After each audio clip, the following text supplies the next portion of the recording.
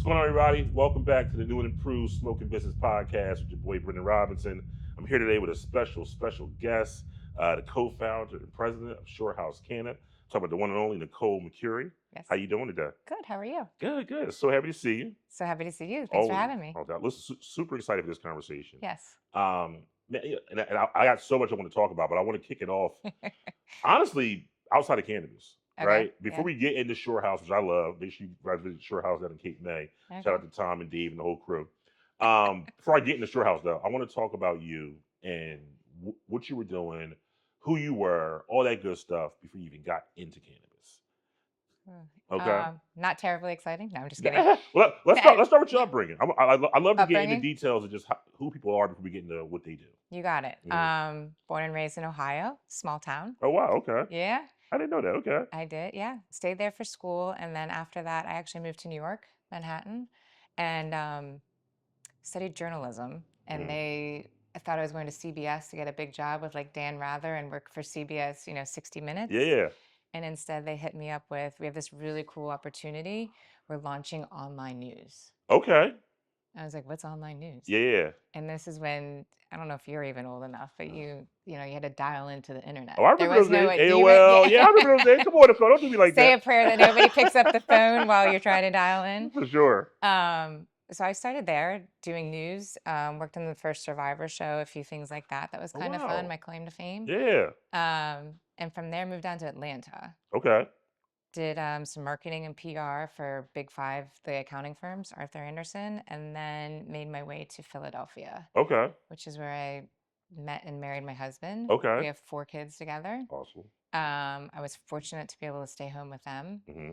And then I guess it was like 4 years ago now, Paul, my husband, and Tom have been friends for over 30 years. Okay. And they thought, like next business opportunity could be cannabis. Okay. Let's try it. Uh-huh. And somehow I got roped and doped into it, and here we are. Oh man. Well, listen. You gave me the quick summary. We got to break it down. Now. Yeah. All right. Hold on. We got to slow down, break it down a little bit. Because all right. So you go from Ohio Yes. to ATL to Philly. Yeah. Let's talk about each stop. Right. Okay, So got it. you're in Ohio. Did you go to college in Ohio? I went to college in Ohio. Where'd you go? Ohio University. Okay. Not the Ohio State. Okay. Understood. Don't want to get confused. So you go to college there. You head down to Atlanta. You said you did the first Survivors. No. I was in Manhattan. Okay. Manhattan, working online news Okay. and entertainment. Nice. That's dope. So I was developing websites, kind of geeky, nerdy, but Okay. Now when you go to Atlanta, what are you doing down in Atlanta? Atlanta was doing marketing events. So it was when 2000, 99, Okay. 98. Internet was just starting, technology, software. So we were throwing big parties for like top executives. It was fun. Yeah, for sure. I mean, so you go from doing big time events, you're doing tech stuff, quote unquote nerdy stuff, right? And then you come to Philly, you meet your husband, you have 4 kids, you're now taking care of the family. Yes. How the hell do you go to cannabis? That's a very good question. Yeah. I want details. What was that process? I'm trying to figure that out. Well, so ironically enough, one of my best friends from college, she met Dave Christian, who you know. Yes. They were working on a farm in Vermont, growing, I think it was 1 million plus pounds of hemp. Okay. And they were in Philly. Monkush is the name of their company. Monkush. Yeah, Okay. CBD that they were selling. It's online. For sure. I met Dave, and this is when Paul and Tom had started talking about we need to get into the cannabis business. And other than how to smoke it and consume it, I really didn't know much about it. For sure. And so Dave was like, this could be interesting. And we started doing some research. And as you know, because you've been in the industry, it's an uphill battle. For sure. And a lot of roadblocks along the way. So it's been a huge education piece. Not only learning about the plant, how it's grown, the differences, but the legal side of it, the compliance, how do you deal with the communities, different things. I mean, we started looking anywhere between Atlantic City down to Exit Zero, where we're at now. For sure. And it's just persistence. Yeah. Now you mentioned looking from AC to Cape May. Yes. Why Cape May? It was honestly one of the few towns that allowed us. Okay. It just seems like such a perfect marriage. You want to know? We had a lot of relationships in between. Okay. You know what I'm saying? Okay. So we had to date a little bit before we actually settled down. So I'm trying to think of we had 1 or 2 other spots that we came close to. In fact, where one of our competitors are, Uh-huh. the only one down there, we almost were in his spot as well. Um, fortunately, if you want to say, that Uh-huh. didn't work For out, sure. and then we met the mayor of West Cape May, Okay. Carol. She's amazing. Yes.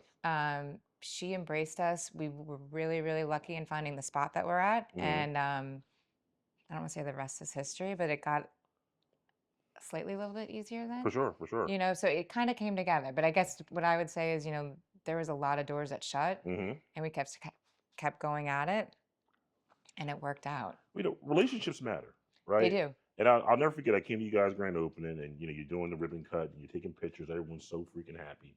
And when I'm looking at the time, I didn't know all you guys. I knew Right. Dave. Yeah. I had just met you and Tom. Yeah. And I'm looking at you guys with Carol and everybody up, and I'm just like, I don't know who's Shore House and who's Cape May, and I never see that Yeah. ever when I go to these events, right? And I was like, wow, they're going to do really well, just because I'm sure there was some trials and tribulations, Yes. right, as there are with everything. Yes. But at that moment, I'm like, they seem to have figured something out. You want to note I would say it's a really great thing that we're Mhm. in such a small community, Mhm. but it's a really bad Oh, I thing can only imagine. because there's a lot of eyes on us. Yeah, But it's pretty cool when you're walking through the town to meet and really get to know, like what I would say our staff, Mhm. they really know the folks that come in. Mhm. Brendan, have you been? They know about your family. They can talk to you about different things. Oh, we've got this great new product. Did you try it? Mhm. Like there's a lot of relationships that are there that I think is really nice. For sure. And like I said, now that we just had our year, Mhm. we're 15 months in now. Yeah. It's nice to take a moment and look back Mhm. and see, like those relationships that have been built. I For mean, it was sure. also, like I said, there's a lot of Not eyes on us everything went. too. Yeah, I get it. Not everything goes great. Yeah. you know, you mentioned taking the time to look back on the last 15 months and just kind of the experiences you had. And I want to dig into that. But you in particular, I mean, you come in this thing 15 months ago, like, all right, we're doing a business venture. It is what it is. I mean, 15 months in cannabis is like 6 years Oh, or no. something else, right? So It's the truth. I'm just curious. Like, tell me about Nicole 15 months ago versus Nicole today. Nicole 15 months ago. Wow. That it feels like you said, it feels like You don't 6 even know years that ago. person, yeah? No. There's been a lot of changes in the past 15 months, but it's one of those things like I think with each time, I don't know about you, but Mhm. like you accomplish something and it's like, okay, what can we do better and For sure. bigger the next time? For sure. And for us at Shore House, it's because like we got the doors open. Mm-hmm. Okay, now what? Yep. And so I always say we kind of cannonballed into that deep end of the Mm-hmm. pool Mm-hmm. and we were kind of flailing around. I think we've now got a little bit better of a stroke about us. Mm-hmm. Um, but I still think like I look and I'm like, what can we do better? How Uh-huh. can we figure this out? But also what worked and what didn't work. Mm-hmm. Well, Um, it's interesting. We talk about this a lot on this podcast. Like, success is somewhat of a disease, and what I mean by that is, to your point, you get to a point in cannabis. It's so hard yeah. that once you do something great, your next thought is, okay, how do I do something else? Yeah. How do something, and you have to be that way. Don't get me wrong, you have to be that way. Yeah. But it stinks that like you're doing things no one's done before, and you don't even like mentally. You got to just process it and move on. Process it and move on. How's that mental process been for you, having the team you have? I know you and Dave are close, you and Tom are close. Obviously, your husband's involved. Like, you guys seem to get along with each other. We do. I mean, we definitely, Paul, my husband, mentioned one time, like when you're negotiating, when you're in a relationship, Mm-hmm. like nobody's ever 100% happy, but like it's what does everyone bring to the table? How do you work together? For sure. And I think that, Tom, Dave, and I really work well together. And then we've put folks in, Haley, Mm-hmm. our general For manager, sure. Pierce, and inventory. It's that team that you create that supports you, Mm-hmm. that works with you, that's to me really key. Mm-hmm. And I would also say, like, for every 100 ideas we have, there's like maybe one that we actually pull the trigger on. Yeah, for sure. And to your point, like, like when you're always we just had the first consumption event, down in West Cape May, Which was awesome. which was And huge. Tyler, what about rematch of my goddamn arm wrestling contest? Yeah. I'm sorry. I'm still having nightmares about I it. still think you let him win. I watched the replay. Oh, man. But like that was a huge thing for us, for the Mhm. little community that we have down there. That Mhm. was big. But now, to your point, it's like, okay, we did it. It was amazing. Mhm. Now what else can we do? For sure. It's For sure. kind of like you said, it's like a little bit of a disease. It's a little bit addicting. Like Yeah. if you would have asked me 15 months ago, Mhm. I'm opening a store. Mhm. That's it. That's it. Mhm. We've now had some amazing events. We now, we work with, I've met great people like you and other vendors that it's like the more you get to know them, you want to know what is it that they do? How do we make it better? For sure. How do we educate? How do we bring the community together? Like Hmm. it's kind of an Yeah. addiction. You just said two operative words that I want to get to: educate and community. One of the things, again, going back to that grand opening, that was just so eye opening to me at the time. You guys were one of the first ones to really color outside the lines with your dispensary. Hmm. It wasn't your, no disrespect, wasn't your cookie cutter Sephora store, No. right? It was a very cultural, community based. This feels like Cape May. Yeah. This is the Cape May I hung out in growing up. Yeah. You know what I mean? Yeah. So I'm just curious to what made you guys have the boldness to go that route. I mean, obviously everyone, not everyone, but people are doing it now. Yeah. Back then it wasn't popular to No. do that. So I want to start there and talk about that piece. I don't want to get into a little bit of the education in a second. So Dave and I call it like our little bit of our tour of duty. We went out to Colorado. Mm-hmm. We were working with a firm out there that was kind of helping us, like as a consultant, and we went to a bunch of different dispensaries, and then we went to a few around here, and they all had like it was like black ceilings. The windows were all like grayed out, which you have to have it. Um, you would come in and it would be like you're in a holding cell. Oh Like you man. give you check in Yeah, and for all that, sure. and it just felt like very uninviting. Mm-hmm. And intimidating. And for me, as somebody who's kind of new to the whole experience in that form, I said, I don't like this. And, I said, why is it so dreary? And I don't know. Yeah. Anyways, so then, and then in looking at Cape May and, the pushback that we were getting is, like when you went to the community meetings, it was, we were going to be pushing drugs. We were going to selling them in the parking lot. There's going to be gunfights, this, that, and the other thing. And we Mm. were like, no, we want to make this beautiful building and things like that. So we worked with the design team, and that's how we came up with like the window coverings that has the waves on it. Oh It was yeah. like, The the surfboards. surfboards that was actually, I have to give credit to Dave, and I Okay. think a few people are happy to have cleaned out their garages because we took a bunch of surfboards that nobody wanted anymore, and have a fantastic artist, Mm-hmm. Brian Demuse, Mm-hmm. who he's hand painted all those, and it's just become a really cool thing that to the point where he said he's now painting them for other people Yeah. Oh for no man. reason. But so it's just, how do you bring that community together? How do you play off of it? How do you make people want to come in and just, Mm-hmm. if nothing else, check it out? They don't have Mm-hmm. to buy anything. For sure. It's kind of a novelty. Like, let's go see what it is and Mm-hmm. play up where we're at, our location. Mm-hmm. No, I couldn't agree more. I mean, and it feels that way, right? Which brings me to my next point. You all do a wonderful job of educating your consumer. Thank you. To the point where, like, you come in here, you're getting a breakdown on edibles, you're getting a breakdown on concentrates, you're getting a breakdown on flowers. I think you guys probably most popular product is probably edibles.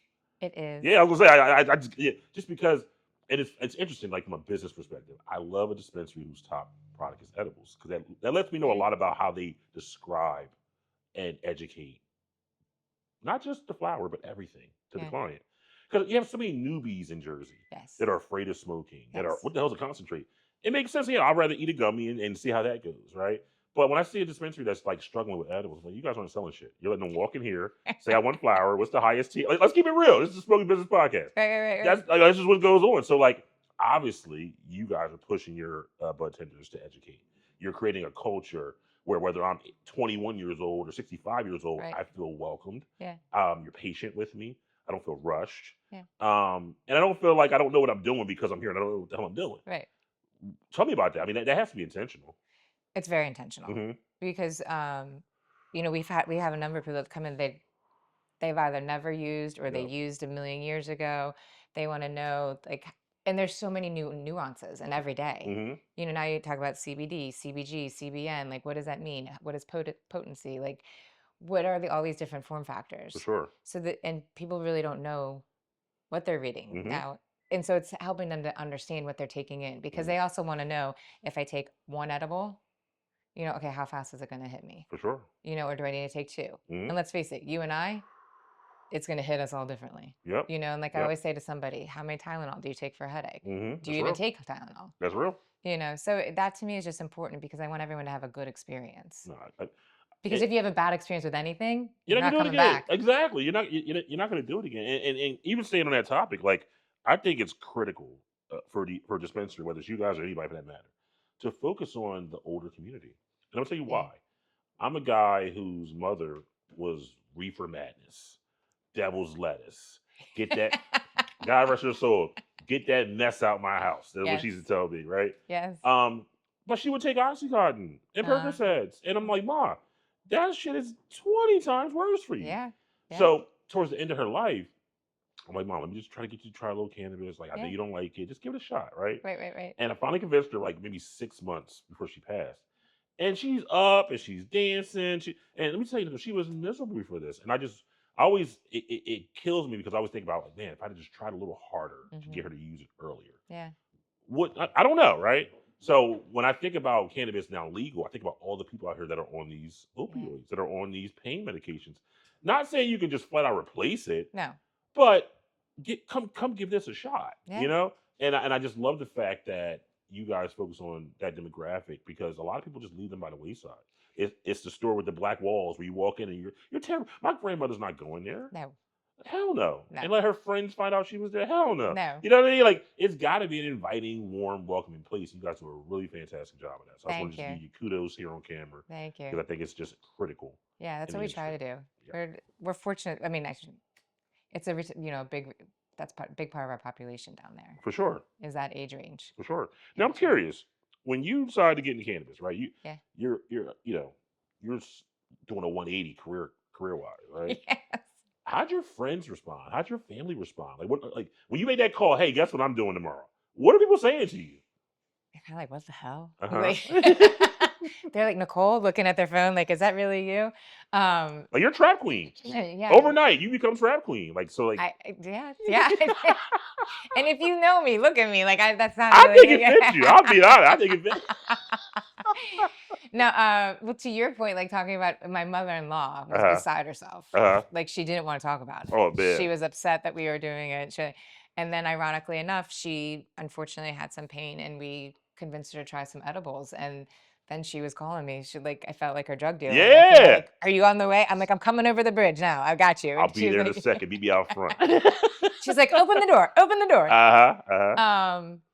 So no, I think it's, it was a novelty to all of them because my family in particular, some of my friends are huge, some of them use, some of them don't. Mm-hmm. I think it's also opened up another conversation. I mean, I was just at a party on Saturday night and somebody who doesn't use wanted to talk to me about it and, about different reasons. And so it's, I don't know if I make it more approachable now that I do it. I'm out talking about that I do it. It's not this closet thing. Yeah. I was like, you unwind with a glass of wine. I unwind by taking, smoking a joint. There's not right or wrong. For sure. I said, I can tell you one thing. I don't wake up with a hangover in the morning.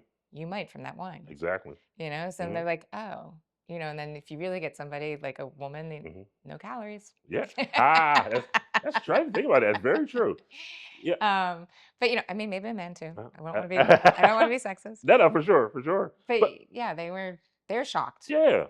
But I mean, I think that I don't want to downplay that. I don't want to downplay that role for you, right? Because you focus on education. You're someone that typically may not be the prototypical cannabis entrepreneur. Yes. Yeah. And there's gonna be a lot of people that look like you, come from where you're from, that are like, oh, hey, what's the deal with the edibles? Yeah. What's those infused pre-rolls like?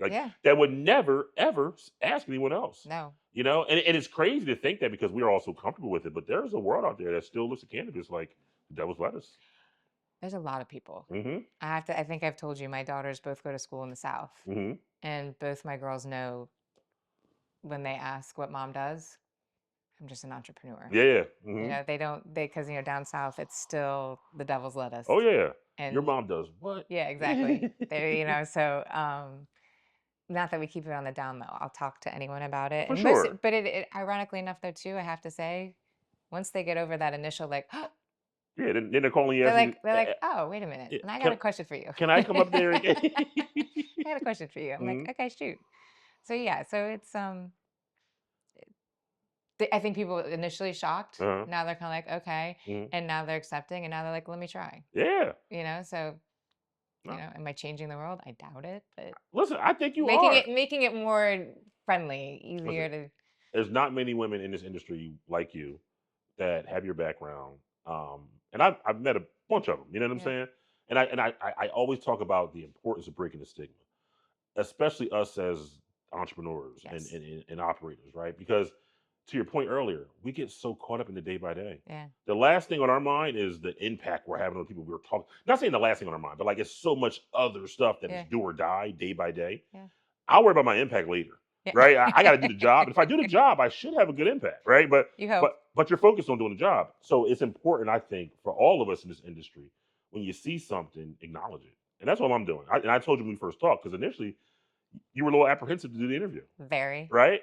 I was trying to give her a little, yeah, very. Yeah, it was very. And I explained to you, and I truly believe you'll see it from the responses this interview is going to get. There's a lot of women out there that are just like you, Oh, that yeah. are terrified to make that jump. Like you talk about it, like, oh yeah, my mother-in-law was against it, but I did it.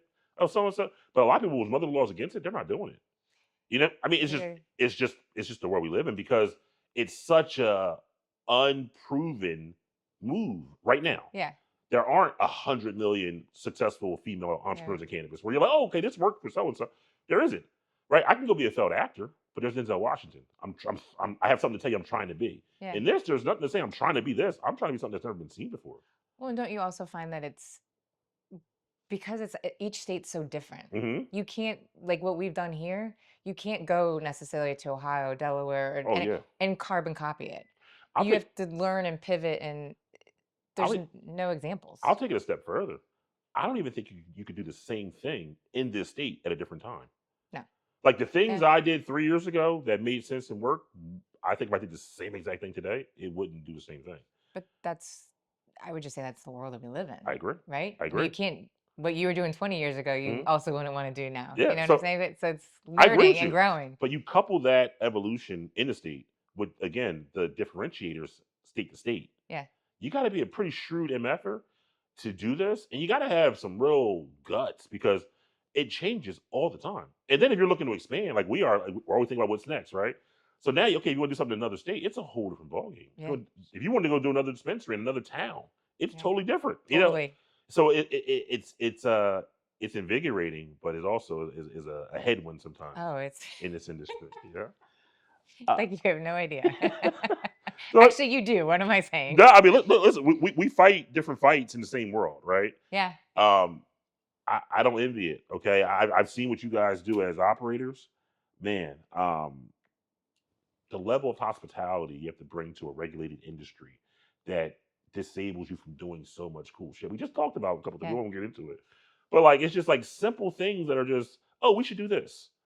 You have the general public fighting against it. Yes. You have staff that may not be involved, that may not be all bought in. Like it's just like it's so tough to break this stigma, do cool things, and still run your business and try to have a life outside of this. Yeah. You Oh, know? yeah.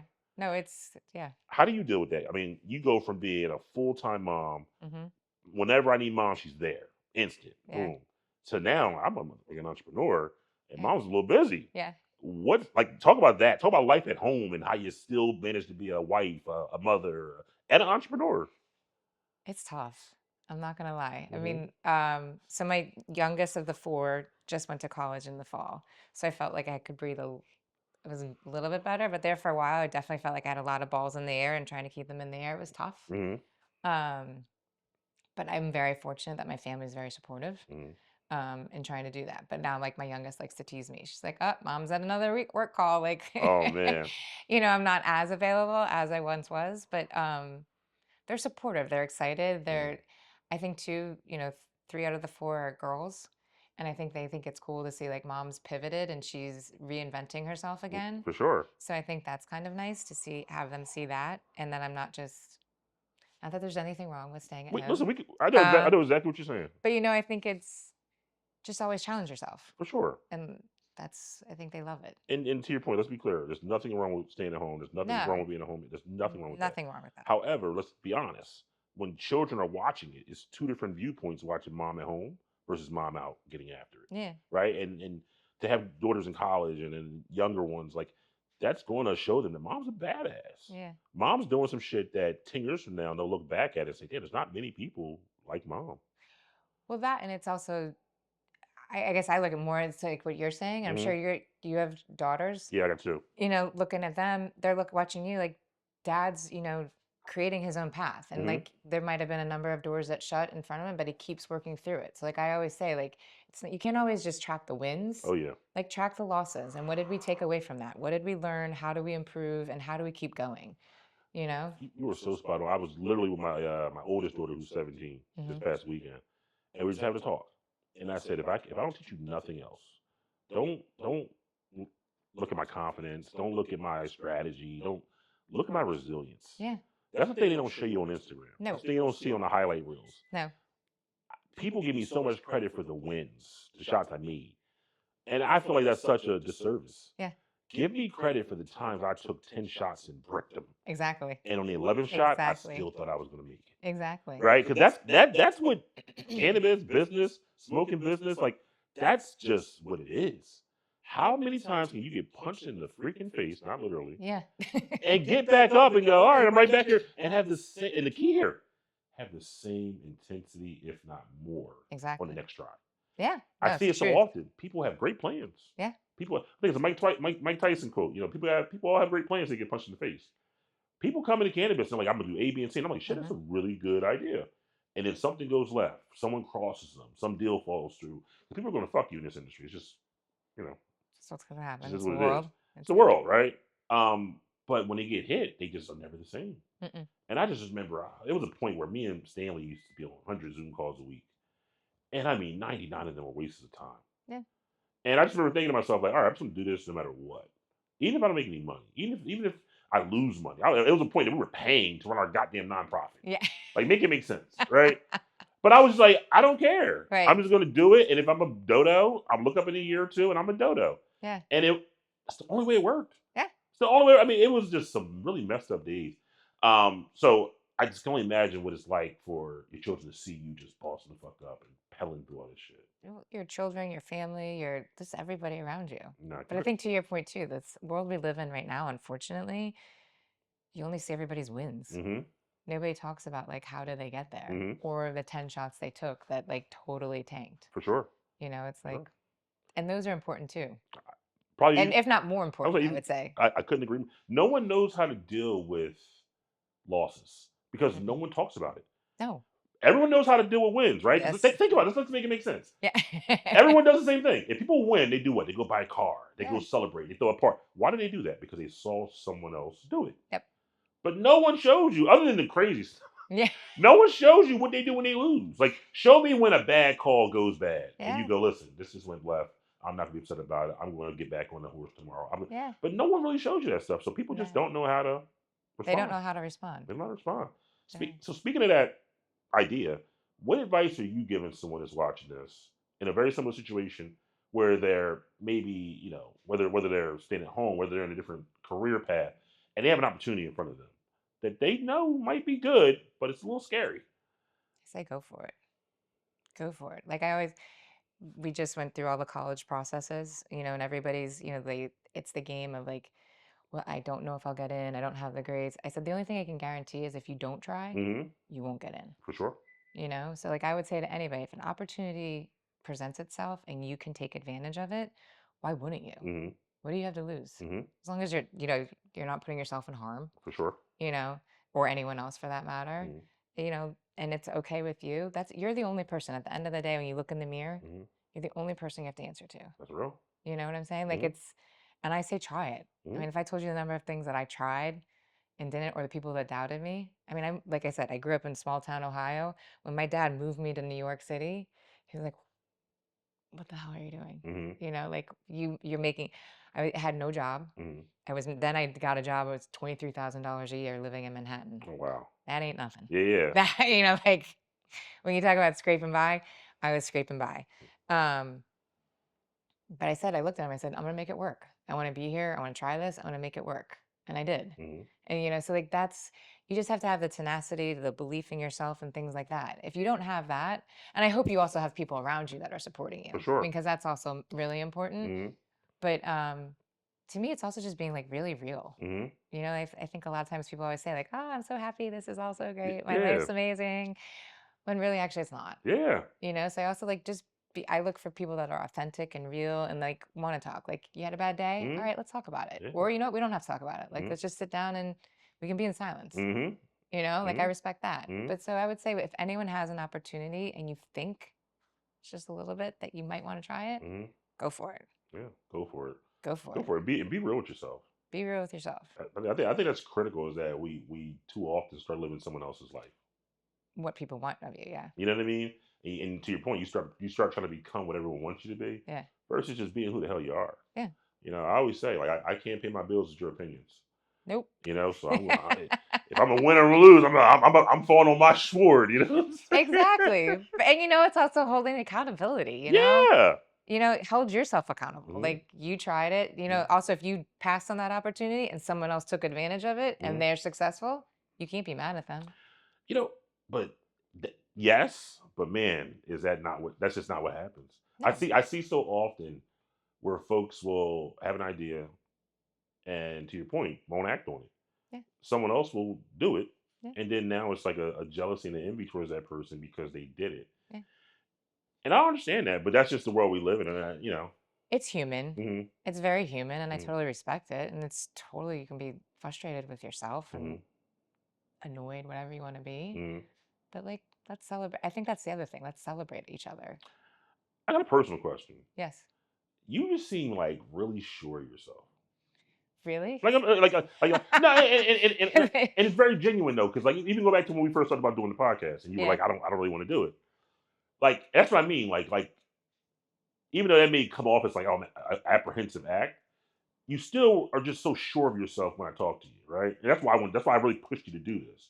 Where does that come from for you? Like, were you just born that way? Did you develop that growing up? Like, how are you just so confident in yourself? See, and I would say I'm probably one of my worst critics, Uh huh. and I would say that I'm not super confident. However, I can see where I've seen you. you're Let getting. me be clear, guys. I've seen her in action. I'm not just saying this. I've been to different. I've seen her in front of hundreds of people. I've seen her doing. Like, I'm not just saying this. I've seen her actually do things. I'm like, yeah, she's sure of herself. I guess it's. I can't pinpoint one thing. I guess Mm, it's just my upbringing. I guess I okay. would give it to my parents. Okay.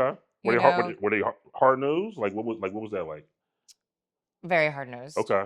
My dad was very strict. Mm-hmm. It's Italian from Sicily, very Mm-hmm. strict. No nonsense. Yeah, no nonsense. Mm-hmm. We were. It was a pretty strict household. My mother was always very kind and loving. Um, my grandmother on my mother's side, Mm-hmm. I would say, so she was like in the 1930s, whatever you want to say, 40s. She moved from upstate New York to Ohio, which was kind of unheard of, and went to Ohio University, the Ohio State, I should Okay. say. So I look at her like she had the confidence. I guess that my parents gave me the confidence, and then it's just as you travel through life. Mm-hmm. Like I did a lot of different. Like I said, most of my friends they stayed at home in Mm-hmm. Ohio. I was like, I don't want to do that. Mm-hmm. Like let me try, let me see. And I think the more you put yourself out there, the more confident you kind of have to For be. sure. You have to take advantage of things. You have to know who you are and what your values are. Mm-hmm. And I guess that's something that I've always tried to be true to. Mm-hmm. Because, like I said, the only person you have to answer to at the end of the day is you. Now, don't get me wrong. I've definitely tried to like maybe cut my hair a certain way in the Yeah, I get 80s, it. Yeah, had too much hairspray. for But, sure, for it's like, sure. I don't know. It's, I would say it's my upbringing. My parents, they believed in me. Mm-hmm. You try everything. They supported me. It's crazy. Like I said, moving to New York, they're like, Yeah. why would you do that? Mm-hmm. Why in the world did you move and have no job I was and then like, make no I was money? like, 23K in Manhattan is nuts. Okay. It is nuts. Even, 25 years ago, Uh-huh. but you still weren't getting a lot. Yeah. But they didn't stop me. Mm-hmm. They said, okay. And then, like, I guess I always knew I had a place to go home to. For sure. So it's, why not try it? Mm-hmm. It's kind of always been my attitude. Like, let's try it. Let's see what happens. Mm-hmm. And we'll go from there. No, I that's moved all. to Atlanta on a whim, Yeah, so just, I don't know. I, I would say it's the people I surround yourself with. for sure. They feed you your soul. Mm-hmm. Hopefully you're also giving it back. Mm-hmm. Um, I can't pinpoint it. No, that's I dope. thank you for the compliment, No, it's dope but though. Yeah, I also don't like being in the that's cool. spotlight. One more question, then we can chat. One more question. No, you can keep asking questions. This is fine. Golly. But So I mean, so what's next for you? I mean, you're 15 months into this thing. You're kicking butt. You got Kate May buzzing. yeah, Like, what's next? If anything, or is it just running the play as is? we have a few things working that we're working on at Cape May. Mm-hmm. Dave and Tom would love to expand and do a grow facility, do some manufacturing thing to make it more of a destination For sure. in Cape May. Tourism is big down there with the wineries, Oh yeah. breweries, different Oh things like man. that. So if you could introduce, there's a lot of farmland. If you could introduce the hemp, and cannabis plant For sure. and let people see it. As I've said, though, there's a few people that don't want to have us there Of for course. that. Of course. That could be really cool. A Mhm. lounge could be really cool. Expand it within that For area. sure. Um, there's talk of, trying to do other states and things like that. Okay. But, how do you replicate, like you said, what we have at Shore House is so specific to the area that we're Mhm. in. Mhm. How do you replicate that somewhere else? You could take it to maybe Delaware For and the sure. beach or something like that. But, you're not taking Shore House and putting it in Philadelphia. Of course. Of course. So, keeping our eyes and ears open too, it's also like, more than anybody else. It's Mhm. a trek to figure it out. Mhm. I personally would probably be happy just like managing our one little store, um, keeping everything there. But we'll see what happens. Something tells me with the guys you partner with, that's not listen. No, it's Yeah, not. that's not how that's They look gonna. at they're like, That's not okay, how that's okay, gonna go. Nicole, okay, okay, okay. Like we're going over this way. You For coming sure. with us? And For I'm sure. like, Yeah, okay, that's where like you're going. So yeah. yeah. No, Dave and Tom would love to, go elsewhere and do a lot of other things. But it's you hurry up and wait. You For like sure. For sure. Delaware, you hurry up, you apply, you wait, Mhm. and now you have to wait and see what happens. No, for sure. Different things like that. So Listen. I get it. TBD. Yeah, I get it. I get right now with my brothers. We're obviously in like 130 some odd stores now, Yeah. but we're looking at going to another state. Okay, And that's exciting. it is, but it's also to your point, right? Like the premise of Mud Brothers works everywhere, but I can't do Mud Brothers the way I do it in Jersey in another state. It's got Right. to still fit what the demographic and so on and so forth. So it's interesting just where you have to kind of rebuild a business Hmm. that already has a foundation, but you want to do it in a way where you're equally as impactful Right. wherever you are. I don't want to be great in New Jersey and then okay in this state. I No, want to you be great don't. wherever I'm at. You know Exactly. what I mean. So, but no, Nicole, this was just a Okay. wonderful conversation. I guess last thing I'll get you out on here with is just how can people find you? Like, do you want people to find you on social media and things of that nature?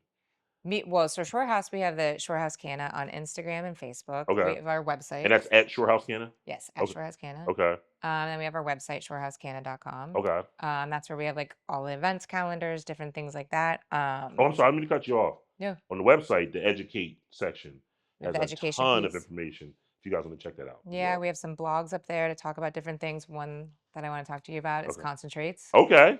We need to educate them on how to use those. Well, hold on, I'm going to get you on this on camera.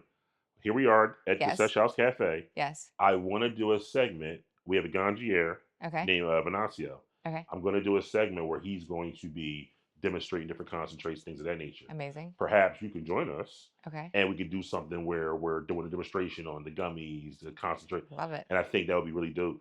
Yeah. Okay, you guys, I got her. She agreed to it. Okay, all right. But go ahead. Now it's recorded. But yeah, that's how you can find us, Shore Okay. House. All right, cool. Yeah. Well, guys, listen, make sure you pay them a visit if you're down in Cape May. These are some really good folks. They've been extremely supportive of Mud Brothers, everything we've been doing since we've met them. It's a vibe. Their staff's cool. Pay them a visit. All right. And Thank you. this has been another wonderful episode of the Smoking Business Podcast. I'm your boy, Brendan Robinson. Until next time, make sure you subscribe, like this, comment. We're out of here. Let's get it.